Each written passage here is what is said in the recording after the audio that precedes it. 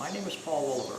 I am the owner of Pinellas Power Products. And this is my extended runtime fuel kit for open frame electric start large bore single cylinder generators. For the purpose of this video, I will be demonstrating it on a Predator 13000. If you'd like to know if I have a kit for your generator, please go to my website and look at the extended runtime fuel kit page. You will notice that I have fuel kits for close to 80 different generators at this time. See if your generator is listed among them. If it is not, you can either email me or call me. Real quickly, if you need to contact me for any reason, please do not try to get me through the YouTube comment section. If you look in the description section of this video, you will see that my website is listed, PinellasPowerProducts.com. You can get a hold of me there by email or by phone, and you'll reach me immediately. I do not monitor the YouTube comments. I simply don't have the time. So if you try to leave a comment, you won't get a response very quickly. The next thing is, the most common question I get from customers is, can I still use the stock tank? The answer is yes, absolutely. None of my kits remove the use of the stock tank. So let's go into it real quick. In addition to all the components that are installed in the installation instruction procedure, you'll get a quick disconnect fitting that goes into your fuel tank, whether it's a 6-gallon tank or a 14-gallon tank or 30 or whatever. Personally, for this size generator, I don't recommend the 6-gallon tanks because this generator is thirsty enough that there's not much point in carrying around a whole bunch of 6-gallon tanks. If you want to carry additional 14-gallon or 30-gallon tanks, I think that's an excellent idea. The fuel caddies also have wheels, and at my age, wheels beat no wheels any day. So you would use this to install into your remote tank, or if you're going to have 3 or 4 remote tanks, you get 3 or 4 extras of these. I do sell them separately on my website. The operating procedure is straightforward and simple. You're going to get a hose with a prime bulb, and if you look at the prime bulb, it will have an arrow for the direction of fuel flow, and that'll be from the remote tank to the generator. So the first thing you'll do is hook one end of the hose to the remote tank. If your remote tank has a manual shutoff valve, you would open it.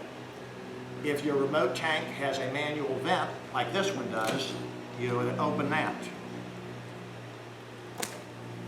You would connect the generator end to the quick disconnect port that you installed on the generator, along with the pump and so forth, when you installed my kit. Make sure that the fuel valves, the fuel on-off valve or fuel shut-off valve, and the fuel selector valve are in the gasoline position. When you first hook this up, this hose will be full of air. So you're going to want to pump it several times to get gasoline into the generator. Once you feel the prime bulb getting firm, make sure that the fuel shut-off valve is in the off position. To run off of my remote tank, you would make sure that the fuel shut-off valve is in the off position for remote tank, or on position, and it'll pull from the stock tank. The fuel selector valve, you would move to the gasoline position. Then on the Predator, to start it, you turn the master switch to the on position, and you slowly press and release the start button 2 times.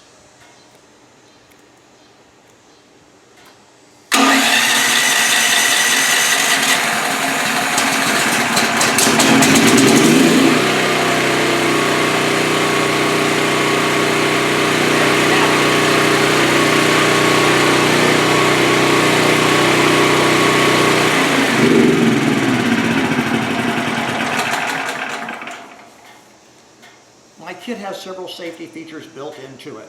Number one, it will only run the fuel pump when the fuel selector valve is in the gasoline position or the off/storage position, so that it will pump all the fuel out of the pump into the float hole of the carburetor and be burned up. The fuel pump will not run when the fuel selector valve is in the propane or the natural gas position. Also, the fuel pump will only pump or run when the generator is actually running. It will not run if you simply got the switches in the on position. And that is by design. It's a safety feature. If the generator should stall for any reason whatsoever, the fuel pump shuts off immediately as opposed to continuing to run. At any rate, if you've got any questions whatsoever, please look at the description section of this video and you'll see it has a link to my website. Go to my extended run fuel kits page and look through the selection. As I stated earlier, I've got I've got fuel kits for close to 80 different generators right now. If you do not see the answer to your question on the product page or on my FAQ page, do not hesitate to contact me either by email or by phone number. They're both listed on my website. I thank you so much for your time.